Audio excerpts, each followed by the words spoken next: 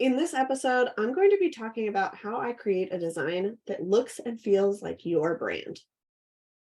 One of the biggest things that my clients enjoy is getting their homepage mockup delivered to their inbox, because that is where we take all of the information they have gathered and all of the research that I have done and turn it into a design that looks and feels like their business, and they can see it finally come together.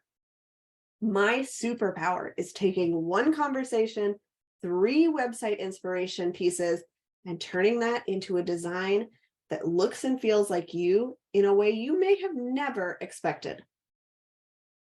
How do I do that?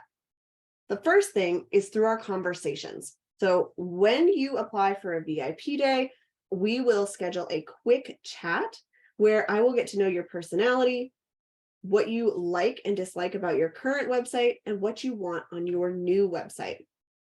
We may have a couple other conversations along the way, but even that one conversation gives me enough information about you and your business to get started on brainstorming ideas for you and how you want your website to look. The second piece of this is critical: the pre-work questionnaires.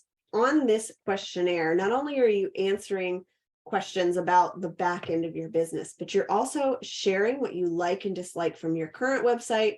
You're sharing websites from your competitors in similar industries so that I understand what the trends are and what's going on.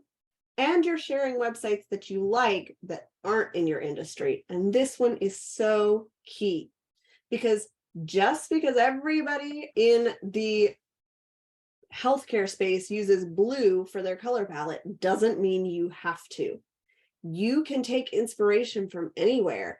And if you have a brand that is more fun or more laid back or uses colors that aren't typical in your industry, we can take that and create something that is totally unique to you that still is going to convert those right fit clients, so that you can have confidence sharing your website, knowing that people are going to see you in it. Then we have inspiration. So I ask you to create a Pinterest board of inspiration, including fonts, colors, design elements that you like, and websites that you might like. I actually have a Pinterest board for reference that I share with everybody so that you can pull ideas from there, or you can do searching on your own, or even share your own images. I've had people do all of those things, and it gives me a good idea of the overall look and feel that you're going for. And finally, feedback. This is so important to the design process. And while this typically can take a long time, in my VIP day, it is built in for you to have 3 chances to give feedback. The first time is on the website strategy guide, so you can review the color palette, the fonts that we've chosen, and the overall mood board for the project.